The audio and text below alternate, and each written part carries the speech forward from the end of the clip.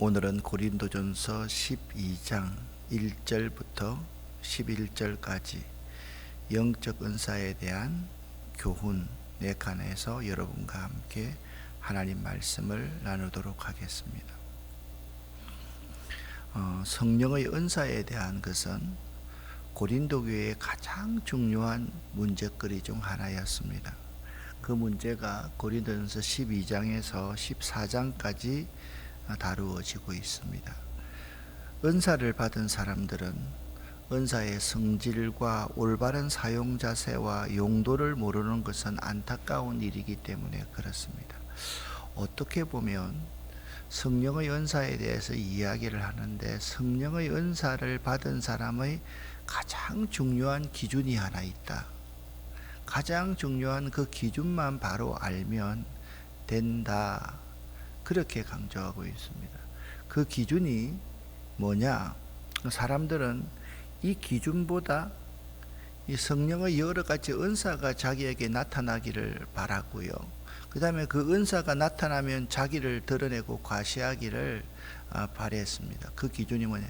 예수를 나의 주로 시인하느냐, 시인하지 않느냐.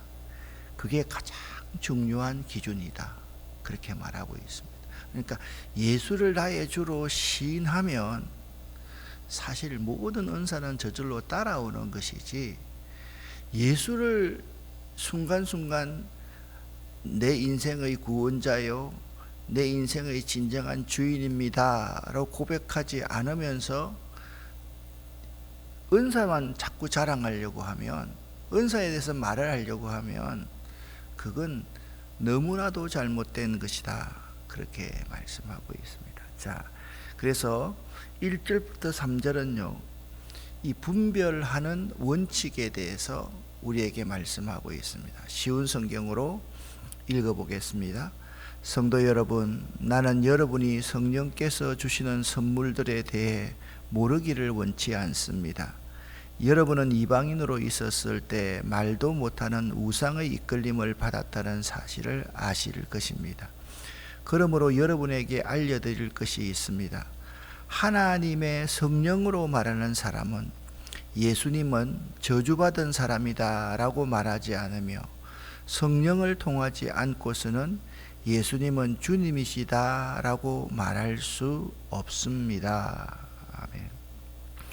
오늘 1절부터 3절 말씀에서 너희가 이방인으로 있을 때 말 못하는 우상에게로 끄는 대로 끌려간 것처럼 예수를 주라 시인하는 것은 하나님의 영의 역사에 끌릴 때만 가능한 것이라는 뜻입니다. 그것이 매우 중요한 문제라는 것입니다. 따라서 이 말씀은 사람들이 받았다고 하는 성령의 은사가 과연 성령께서 주신 것인가를 판단하는 표준, 기준을 제시해주고 있는 것입니다. 그것은 은사받은 자가 예수를 주로 알고 고백하고 모시는가 하는 것입니다.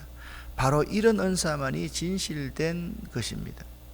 아마 지금까지 많은 은사에 대해서 집회를 하고 가르치시는 분들이 이 부분을 강조하지 않고 그 사람과 그 공동체에 드러나는 은사 현상만을 가지고 사람들에게 많이 가르쳐 왔던 게 우리 한국 교회의 상황입니다. 예수를 주로 알고 고백하고 모시는가? 이 은사만이 진실된 은사다. 그러면 예수를 주로 알고 고백하고 모시는가? 이 무슨 말이라고 말씀드렸습니까? 첫 번째, 예수를 주로 알고 고백하고 모시는 것은 첫 번째는 예수님이 나의 구원자이십니다. 예수님이 내 인생의 진정한 주인입니다. 이 두 가지입니다. 그런데 은사를 받았다고 하면서 예수를 드러내지 않고 예수를 높이지 않고 자기가 주인인 것처럼 행세하는 것, 그거 진짜 아니고 가짜다, 잘못된 것이다, 그렇게 말씀하고 있는 것입니다. 이것은 매우 합리적인 표준입니다. 동시에 이것은 어떤 별스러운 은사가 없다 할지라도 예수를 주시라고 믿는 믿음이 있는 것은 성령을 받은 가장 좋은 증거라는 사실을 가르쳐 주고 있습니다. 고린도 교인들은요, 영적인 은사, 특히 방언의 은사를 놓고 각 계파마다 혼란과 갈등을 겪고 있었습니다. 사도 바울은 이들에게 영적 은사가 무엇인지, 그리고 그 은사들을 어떻게 올바르게 사용해야 하는지에 대한 분명한 기준을 제시하고 있는 것입니다. 다시 한번 정리합니다. 바울은 형제들아, 신령한 것에 대하여는 너희가 잘 알기를 원한다 라고 그렇게 말합니다. 강조하기 위해서 너희가 알지 못하기를 원하지 아니하노니, 부정을 강조가 있습니다. 부정을 계속해서 이렇게 말하는 것은 긍정적인 것을 강조합니다. 그러니까 신령한 것에 대해서 여러분 반드시 알아야만 합니다, 그 말입니다. 자, 우리가 영적인 것에 대해서 무지해서는 안 된다는 강력한 권면을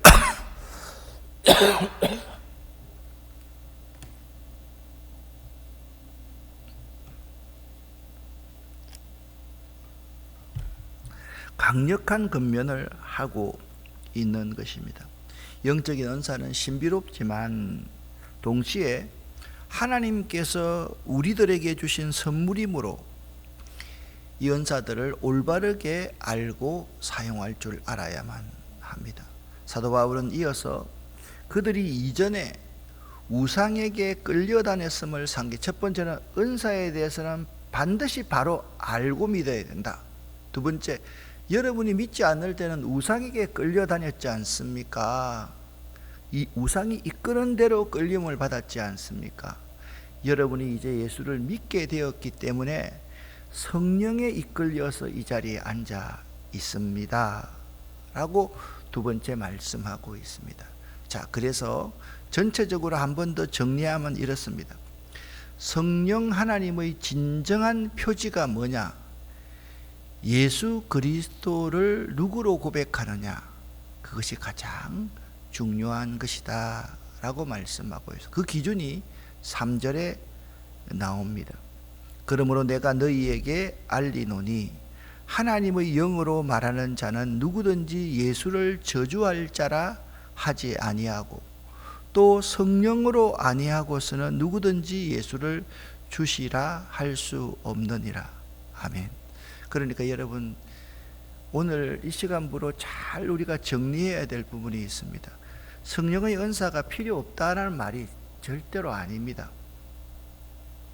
성령의 은사가 정말 바르게 사용되려고 하면 예수님만이 나의 구원자시요, 예수님만이 내 인생의 진정한 주인이십니다 라는 고백을 하지 않으면 그 은사를 바로 사용할 수 없다라는 사실입니다. 근데 이것을 모르고 은사에 대해서 다루니까 내가 최고다, 너는 못하다, 내 방언이 최고다. 우리가 얼마 전까지 해도 방언 안 받으면 성령 안 받았다라고 사람들이 이야기할 정도였으니까요. 그러니까 그렇게 방언이 너무 중요하지요.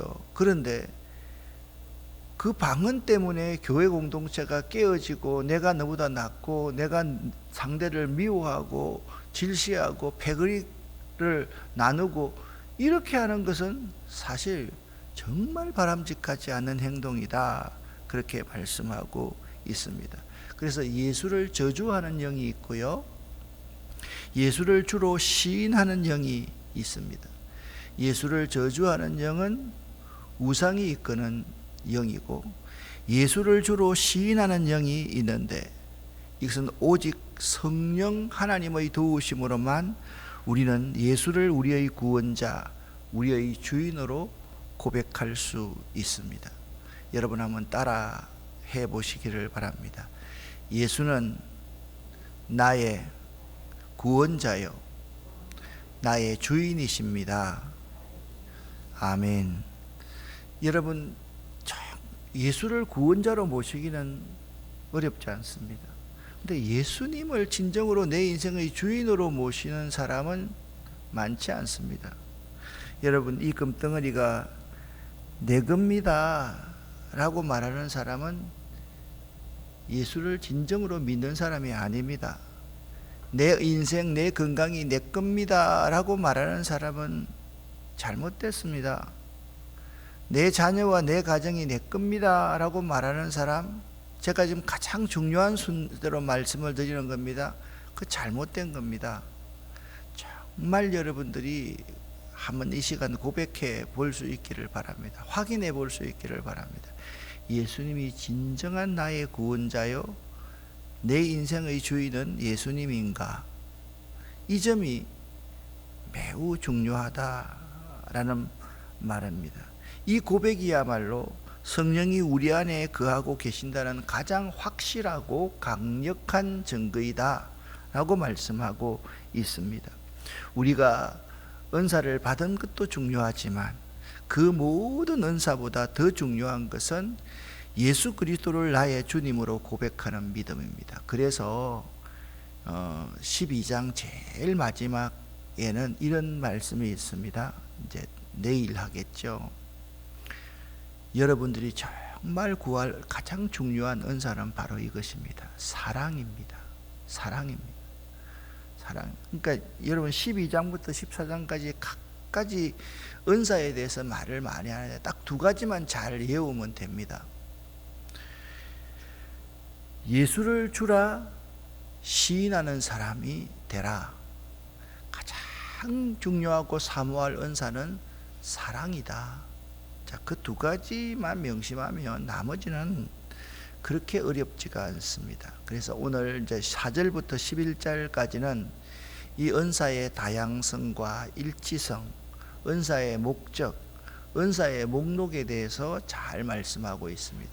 먼저 4절부터 11절까지를 다루고 여기에서 8절부터 10절까지는요 은사 목록을 쭉 열거하고 있거든요. 이걸 다시 한번 구체적으로 다뤄보도록 하겠습니다.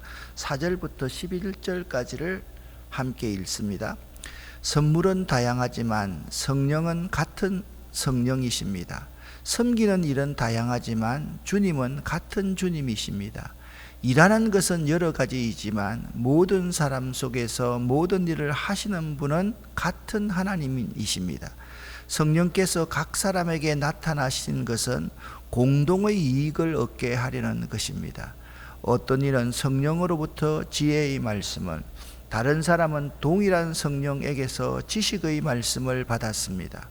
또 어떤 사람은 같은 성령으로부터 믿음을, 다른 사람은 병 고치는 능력을, 다른 사람은 기적을 행할 수 있는 능력을, 또 다른 사람은 예언을, 다른 사람은 영들을 구별할 수 있는 능력을, 또 다른 사람들은 다양한 언어로 말할 수 있는 능력을, 어떤 사람은 그 언어들을 통역할 수 있는 선물을 받았습니다. 이 모든 일은 한 분이신 같은 성령께서 하시는 일입니다. 성령께서는 그분이 원하시는 대로 각 사람에게 이런 것들을 나누어 주십니다. 아멘. 성령만이 예수님을 주라 시인하게 만든다. 이게 이제 첫 번째 1절부터 3절까지의 말씀입니다. 4절부터 11절까지는 뭐냐 하면 성령께서 주시지 않는 은사는 없다. 모든 것이 성령께서 주시는 것이다. 이것에 반하면 똑같은 말 아닙니까? 성령이 아니고는 예수를 주라고 시인할 수 없어. 성령이 주시지 않은 은사는 없어. 그러니까 이것이 연결이 되고 있는 것입니다. 이 4절부터 11절에서는 은사의 출처를 가르쳐 줍니다. 은사는 성령께서 성부 하나님의 역사와 구주 예수님의 직임을 맡기시는 의도에 합하게 각 사람에게 나누어 주십니다. 즉 모든 은사는 삼위일체 하나님께로부터 온다. 그렇게 말씀하고 있습니다. 그러므로 이 8절부터 10절 같은 다양한 은사가 있을지라도 근본적으로 은사는 일치성과 통일성을 가집니다. 왜냐? 몸에는 많은 지체가 있으나 그것이 한 몸에 있는 것이요 또한 한 몸을 이루고 있는 것과 마찬가지입니다. 그러니까 여러 가지 성령의 은사가 나타나지만 그것은 통일성과 일치성이 없으면 안 된다라고 말씀하고 있습니다. 두 번째, 은사의 다양성을 가르쳐 줍니다.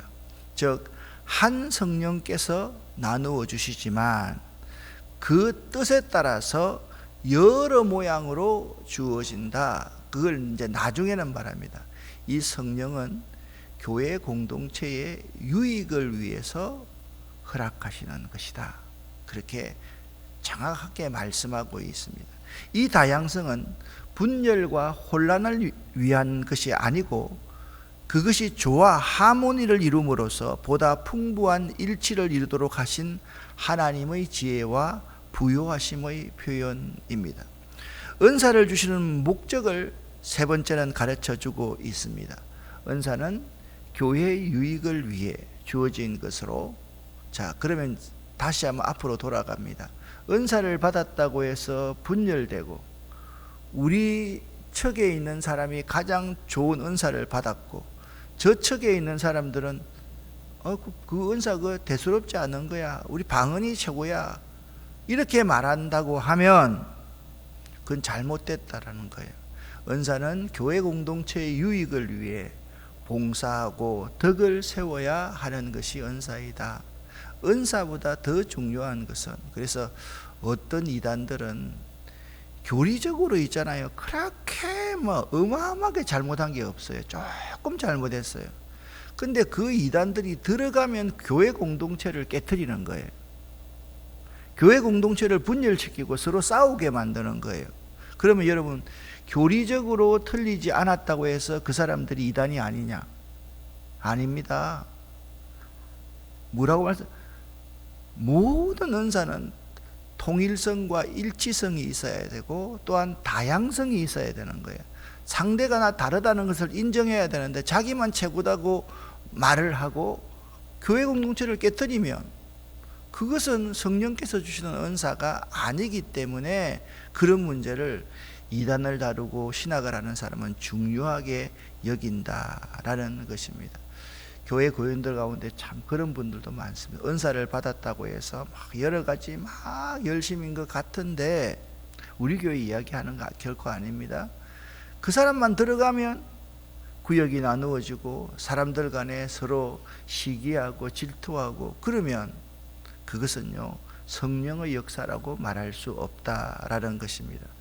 그런데도 은사를 받은 사람들이 자기 자랑을 하거나 혹은 별로 남의 주목을 끌지 못하는 은사를 받았거나 전혀 은사를 받지 못한 사람들이 불평하는 것은 참으로 우스운 일이다 라고 말씀하고 있는 것입니다. 자, 여기까지 정리를 하고 나서 이제 8절부터 10절까지 성령께서 각 사람에게 주신 은사들을 한번 살펴보도록 하겠습니다. 개역개정 4판입니다. 함께 읽겠습니다. 어떤 사람에게는 성령으로 말미암아 지혜의 말씀을, 어떤 사람에게는 같은 성령을 따라 지식의 말씀을, 다른 사람에게는 같은 성령으로 믿음을, 어떤 사람에게는 한 성령으로 병 고치는 은사를, 어떤 사람에게는 능력 행함을, 어떤 사람에게는 예언함을, 어떤 사람에게는 영들 분별함을, 다른 사람에게는 각종 방언 말함을, 어떤 사람에게는 방언들 통역함을 주시나니. 아멘. 여기서 가장 중요한 것이 뭐냐면 성령으로 말미암아 같은 성령을 따라 같은 성령으로 한 성령으로, 이 말씀이 매우 중요하다라는 것입니다. 자, 그러면 앞으로 돌아갑니다. 성령을 받았다는 가장 강력한 증거가 뭐라 그랬습니까? 예수를 주라 시인하는 영을 받는 거예요. 그리고 성령을 받았다는 것의 가장 중요한 것은 교회의 일치와 통일을 이루고 유익함을 이루는 것이 매우 중요하다. 성령으로 말미암지 아니한 성령의 은사는 없다. 그것을 말씀하고 있습니다. 그러면 좀 이것을 구체적으로 한번 설명을 해 드리겠습니다. 먼저 지혜의 말씀과 지식의 말씀이 8절에 나옵니다. 이 말의 의미가 뭐냐면 하나님의 뜻과 진리를 깨닫고 그것을 다른 사람에게 가르치는 능력을 받은 사람입니다. 이게 바로 지혜의 말씀과 지식의 말씀입니다. 그러니까 깨달아서 다른 사람에게 잘 가르치는 사람, 지혜의 말씀과 지식의 말씀을 받은 사람입니다. 두 번째, 여기 이제 9절 말씀 보면 다른 사람에게는 같은 성령으로 믿음을 여기 믿음은 뭐냐 하면 특별한 상황 속에서 하나님의 능력을 믿고 의지하는 확고한 신뢰입니다. 그러니까 다 흔들리는데 그분만요 흔들리지 않는 거예요. 견고한 게. 근데 교회가 어려움을 당하거나 그 다음에 개인이 생명의 위협을 받고 파산하거나 어려움을 당할 때 이런 은사가 드러납니다. 같은 성령으로 믿음을, 그러니까 특별한 상황 속에서 하나님의 능력을 믿고 의지하는 확고한 신뢰가 있는 사람, 이런 분들이 많은 교회가 정말 든든한 교회입니다. 누가 와서 어떤 흔들리도록 만든다 할지라도 이런 견고한 믿음을 가진 사람, 반석 같은 믿음을 가진 사람, 흔들리지 않는 믿음을 가진 사람이 중요한 성령의 은사 가운데 하나라는 겁니다. 세 번째, 병 고치는 은사입니다. 질병으로 고통받는 사람을 치유하는 능력입니다. 요즘에 제가 참 감사하게 기도하고 있는 것은 우리 이제 공동체들 가운데 누가 아프다 그러면 우리 근사님들이 있잖아요. 그러니까 집안 식구들이 누가 세브란스 병원까지 어느 병원까지 모시다 갈 수가 없고 혼자만 있으니까 여러분 하루 종일 그분을 모시고 병원에 갔다가 또 모셔오고 이렇게 하는 분들을 볼 때 이런 분들이 병 고치는 은사가 있는 사람이에요, 사실. 그러니까 질병으로 고통받는 사람을 치유하는, 그러니까 모든 것은 사람의 마음에 있거든요. 그래서 잠언 4장 23절 보면 무릇 지킬 만한 것보다 내 마음을 지켜라. 생명의 근원이 이에서 남이니라. 이 마음을 굳게 하고 든든하게 하고 이 마음을 평안하게 갖는 것이 질병 치유의 근간입니다. 그렇죠? 아무리 기도하면 그 사람이 불안하고 그 사람이 정신적으로 문제가 생겨버리면 안 되잖아요. 그것이 바로 병 고치는 은사의 가장 근간이다. 네 번째, 능력 행함, 기적을 일으키는 능력입니다.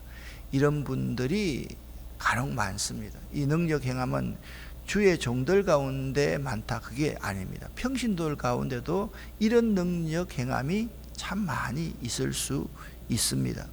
다섯 번째, 예언입니다. 예언은 미래의 것을 예견한다. 그 예언보다 중요한 것은 하나님의 말씀을 맡은 자를 예언자다, 그렇게 말합니다. 우리가 은행에 돈을 맡기면 예금한다, 예탁한다 라고 말을 하지 않습니까? 마찬가지입니다. 예언이라는 것은 하나님의 말씀을 맡은 자입니다. 그래서 여러분, 지혜의 은사와 지식의 은사가 있는데 이 하나님의 말씀을 깨달아서 가르치는 거고, 이 사람에게는요 이상하게 여러 상황 가운데 하나님의 말씀이 나오는 거예요. 그게 굉장히 그게 권위가 대단한 거죠. 예언의 은사, 하나님의 말씀을 맡아서 공동체에 전달하는 은사를 예언의 은사가 있는 것이다. 자기 말하면요 그건 예언자 아닙니다. 그거는 세상의 종교에서는 자기가 말하는 거죠. 아, 내가 예견한 게 맞아, 다 맞아. 아이고, 우리 인간은 하나도 안 맞습니다. 하나님의 말씀을 맡은 자가 하나님의 말씀을 그대로 말할 때 그것이 진정한 진리다라는 것을 알아야 됩니다. 여섯 번째, 영들 분별함은 이런 영적 현상이 어디서 온 것인지, 성령에게서 온 것인지 악한 영에게서 온 것인지, 이런 부분들은요 주로 주의 종들에게 참 많이 있습니다. 그냥 그 교회 딱 보고 주보 하나만 딱 보면 어떤 건지를 압니다. 그들이 쓰는 용어 하나만 보면 압니다. 그들의 눈빛 하나 보면 압니다. 영들 분별함입니다. 그 다음에 마지막입니다. 각종 방언 말함과 방언 통역함은 다른 언어로 말하고 그것을 이해하는 은사입니다. 여러분, 구약 성경에 보면 바벨탑을 쌓았을 때 언어가 나누어지지 않습니까? 언어가 나누어지니까 뭐가 나누어? 마음이 나누어지고 모든 민족이 서로 나누어서 싸우기 시작했습니다. 사도행전 2장에서 성령의 강력한 역사가 예루살렘에 있을 때 그들은 같은 마음으로 한 뜻을 품고 하나님의 교회를 섬겼다라고 말씀하고 있습니다. 각종 방언 말함과 방언 통역함은 하나로 묶을 수 있는, 마음을 하나로 묶을 수 있는 강력한 능력이고, 특별히 많은 양의 기도를 해야 될 사람은 방언 기도와 방언 통역함을 받으면요 참 좋습니다. 바울은 이렇게 말합니다. 모든 은사가 성령의 나타나심이라 그렇게 말합니다. 앞으로는 여러분들이 성령의 은사를 말할 때 똑같은 용어를 성령의 나타나심, 성령의 드러나심이라고 말씀하는 것도 틀리지 않습니다. 이런 은사들이 우리 자신의 능력이 아니라 성령 하나님께서 우리를 통해 그분의 능력을 나타내시는 통로임을 꼭 기억하시라. 자, 첫 시간입니다. 12장 첫 부분, 둘째 부분, 13장 그리고 14장까지 이 중요한 은사의 문제를 다루니까 여러분 한 시간도 빠지지 마시고 정리하고 또 정리하시기를 바랍니다. 기도하겠습니다.